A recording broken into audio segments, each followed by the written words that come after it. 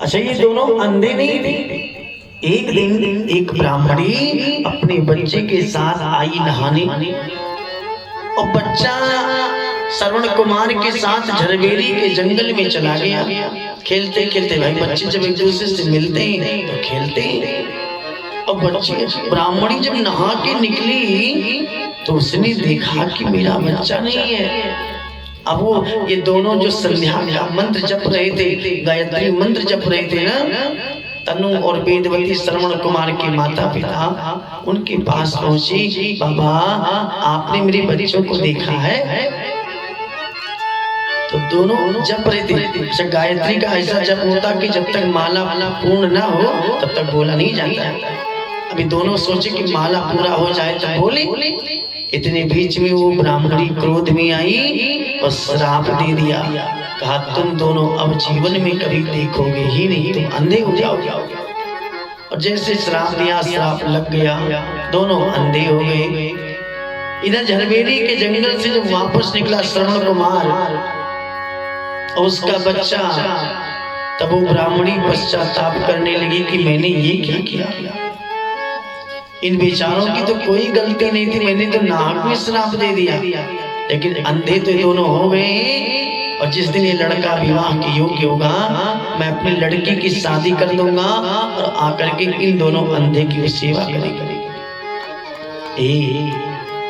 5 साल का श्रवण आया अपनी माँ के पास, मैया मुझे भूख लगी है, रोटी दे दो। माँ ने कहा, बेटा जीवन में अब तुझे देख नहीं सकती तो रोटी कैसे दो? कहा, क्यों? कहा, ब्राह्मणी ने श्राप दे दिया, हम दोनों अंधे हो चुके। ए श्रवण, अपने बाबूजी का हाथ पकड़ लो, एक हाथ मेरा पकड़ो, और हम तीनों चल के नदी में छलांग लगा देंगे, डूब के मर जाएंगे। अब तुम्हें पाल भी नहीं सकते, तेरे बाबूजी भिक्षाटन कर नहीं सकते। 5 साल का बच्चा कहता है, माँ इस पेट के लिए आत्महत्या करोगी, और आपने मुझे पाल के 5 साल का बना दिया है ना, अब मैं आपके पेट के भरण पोषण का कार्य मैं करूंगा, मैं खुद भिक्षा मांगने जाऊंगा। एक बार तालियां बजा दीजिए। 5 साल का बच्चा अपनी माँ के पिता का बोझ अपने कंधे पर ले लिया। 5 साल की उम्र में, जिस उम्र में उसे विद्यालय में पढ़ना था, जिस उम्र में उसे बच्चों के साथ खेलना था, वो सारे सपने टूट गए और वो उस उम्र में भिखारी बन गया। झोली लेके गांव में जाता है, अब मेरे बाबूजी नहीं आएंगे और मैं आया हूँ, मुझे भिक्षा दे दीजिए, नहीं तो मेरे माई मेरे बाबूजी भूखे रह जाएंगे। सब लोग भिक्षा देते भी हैं। लाता है, स्वयं अपनी रोटी साग बना के अपनी माई बाबूजी को खिलाता। महाराज 14 वर्ष का हुआ तो उस ब्राह्मणी ने जिसने श्राप दिया था, उसने अपनी लड़की की शादी कर दिया। लेकिन वो जो दुल्हन आई श्रवण कुमार की, 1 नंबर की दुष्ट आई। कुछ लोग जिंदगी सिर्फ अपने लिए जीते हैं। याद रखना, ये जिंदगी सिर्फ अपने के लिए नहीं है, अपनों के लिए भी है। कुछ लोग चाहते हैं कि मैं अच्छा कपड़ा पहनूं केवल मैं, अच्छे से भोजन करूं केवल मैं, दूध वाली चाय पीऊं केवल मैं। मतलब संसार की जितनी सुविधा चाहते केवल अपने लिए चाहते। मेरे घर कमरे में एसी हो, बाकी पड़ोसी के घर में मच्छरदानी भी ना हो तो ज्यादा अच्छा होता। केवल अपने लिए जीते। वो बहुरिया 1 नंबर की दुष्ट निकल गई। चावल कच्चा और दाल में और नमक बढ़ा देती है, सब्जी में नमक बढ़ाती है, ये धीरे धीरे गल जाएंगे क्योंकि नमक हानिकारक है। जैसे नमक आपने सब्जी में डाला है मात्रा के बराबर और वो उबल गया है, वो फायदा करेगा। वैसे सीधा नमक का प्रयोग करना चाहिए। सीधा नमक में कोई रोग बीमारी नहीं है। बाकी जो पैकेट का नमक आता है ये शरीर के लिए बहुत ही हानिकारक है। एसिडिटी का निर्माण इसी नमक के द्वारा होता है, लेकिन भैया नहीं मानते, ये नहीं मानते। कुछ लोग ऐसे भी संसार में होते हैं कि नमक कितना भी दाल सब्जी में हो लेकिन एक्स्ट्रा मांगते हैं। क्यों मांगते हैं? क्योंकि ये पूर्व जन्म में पशु थे और इनको नमक खली ये सब दिया जाता था ना चारे में। तो इनके अब मनुष्य तो बने इस जन्म में, लेकिन इनका जो गुण है, जो स्वभाव है, ये पशुओं की तरह है। कोई व्यक्ति को देखा होगा, वो नहाने बैठ जाते हैं तो घंटों बैठे रहते हैं। अब इनका अगर कहीं चेक करवाया जाए वेद शास्त्रों से तो निकलेंगे कि कोई भैंसा वैसा रहे होंगे पूर्व जन्म में, पानी में घुस गए, नहीं निकल रहे। पुरानी आदत बनी है पूर्व जन्मों की। तो कहने का भाव, अब वो नमक और कच्चा चावल जब खाने लगे, उसका सोच एक ही है कि जल्दी मर जाए। ये अंधी अंधा मेरे सास ससुर जल्दी से ही मर जाए, उसका विचार है। एक दिन श्रवण कुमार ने देखा कि मेरी मम्मी पापा ये धीरे धीरे कमजोर क्यों हो रहे। अचानक अपने पिता की थाली खींच लिया और चेक किया तो चावल भी कच्चा था, नमक ज्यादा। तुरंत उठ के खड़ा हुआ और अपनी पत्नी का पिटाई करके घर से बाहर निकाल दिया। माँ उसकी रोती रहेगी, बेटा अरे पूरा जीवन उसी को रहना तेरे साथ में, अरे हम कितने दिन रहेंगे, मत मारो मेरी बहुरिया को। लेकिन श्रवण कहता है कि मुझे पत्नी नहीं चाहिए, मुझे माँ बाप चाहिए। तालियां बजा दीजिए। केवल माँ बाप चाहिए, मुझे पत्नी नहीं चाहिए।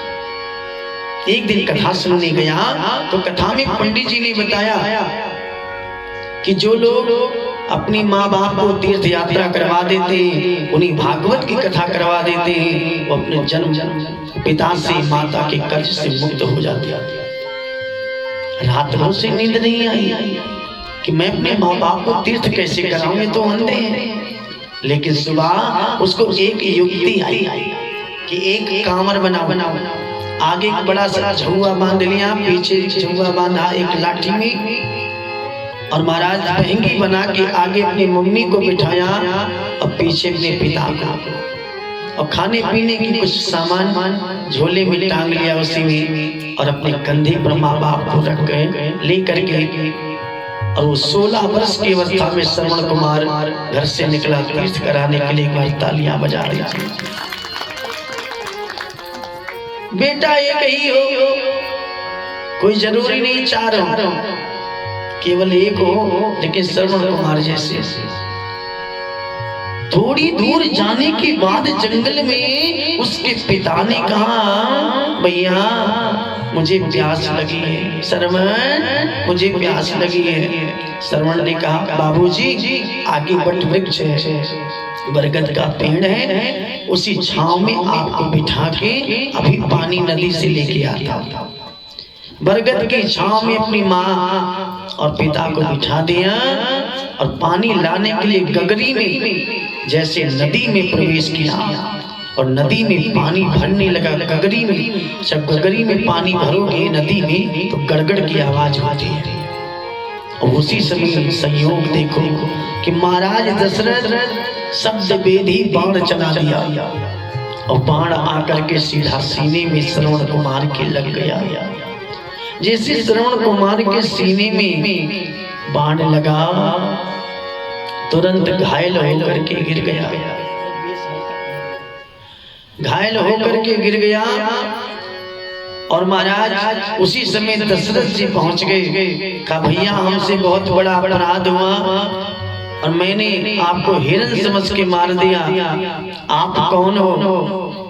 तो श्रवण कुमार ने कहा, राजन और घायल बोला,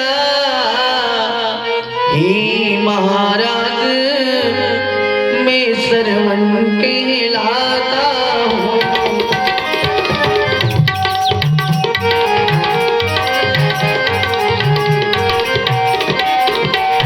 घायल बोला, हे महाराज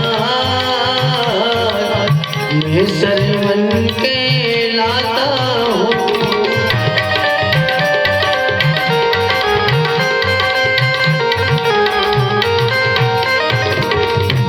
माँ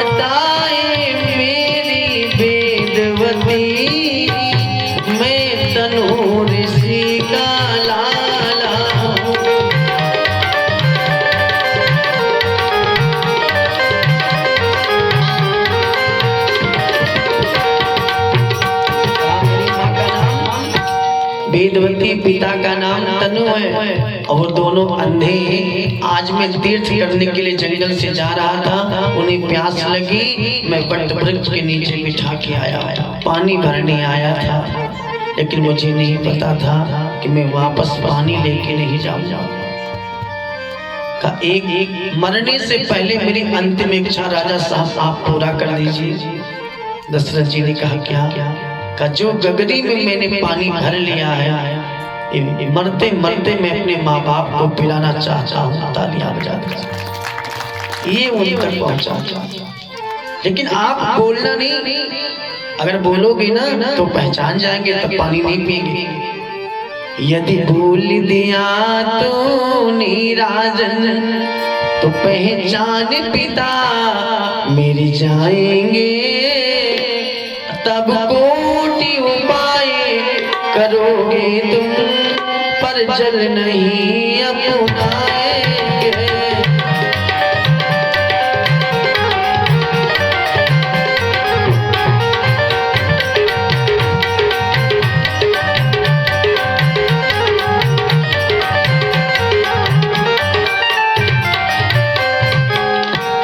दशरथ ने गगरी जैसे हाथ में पकड़ा, तैसे श्रवण कुमार गिरा, तुरंत प्राणांत हो गया। इधर वो कहता है अंधा, श्रवण की माँ, ए श्रवण की माँ, वो भी श्रवण नहीं आया। तो श्रवण की माँ कहती आता होगा, थक जाता है ना, सेवा करते करते थक जाता है, आता ही होगा। थोड़ी देर फिर बीता, फिर वो चिल्लाया श्रवण की माँ, अभी श्रवण नहीं आया। इतनी में गगरी लेके आई, महाराज दशरथ ने हाथों में स्पर्श कराया। तो जैसे गगरी को स्पर्श किया, तैसे चिल्लाया अरे श्रवण की माँ, देखो श्रवण आ गया। कहा बेटा तुम इतनी देर कहाँ लगा दिए, बहुत देर से मैं इंतजार कर रहा था। सब श्रवण हो तब तो बोले, श्रवण, अरे तू बोलता क्यों नहीं है? तुरंत गगरी छोड़ दिया। अब कहता क्या है, हे श्रवण की माँ, और ये श्रवण आज बोलता नहीं है, और जब तक ये मुझे पिता कह करके पुकारेगा नहीं, तब तक मैं जल को पी नहीं सकता। जब तक कह करके तात मुझे और ये बेटा नहीं पुकारोगे, और सौगंध तेरी माता की है, ये जल नहीं पिलाओगे।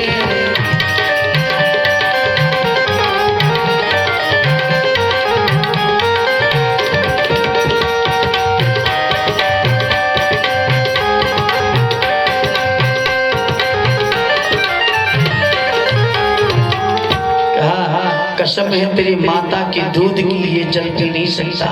अब तो दशरथ अगर बोलते हैं तब भी नहीं पिएंगे, अगर नहीं बोलते तब भी नहीं पिएंगे। तो दशरथ जी ने बोल ही दिया, और जब जब वचन तोड़ा दशरथ ने, तब तक प्राण गया। आज वचन तोड़ दिया, बोला कि महाराज मैं चक्रवर्ती देश दशरथ अयोध्या, और भूल से आज मैंने बाण मारा, वो बाण तेरे पुत्र को लग गया, तेरा बालक मर चुका है। और जैसे सुना कि मर गया श्रवण, दोनों चिल्लाने लगे, छाती को पीट पीट कर, भैया श्रवण, अरे बेटा श्रवण, तुम रुके ना, मैं आ रहा हूँ, मैं आ रहा हूँ। और चिल्लाते ही दोनों, काहे दशरथ, जैसे मैं आज पुत्र के वियोग में तड़प तड़प के अपना प्राण छोड़ रहा हूँ, ऐसे ही तुम किसी दिन अपने पुत्र के वियोग में तड़प तड़प के प्राण त्यागोगे। और इतना कहते हुए दोनों ने अपने प्राण पखेरु को छोड़ दिया। महाराज दशरथ तमसा नदी के किनारे वो दोनों अंधी और अंधा श्रवण कुमार का अंतिम संस्कार किया, अपने घर चली आई।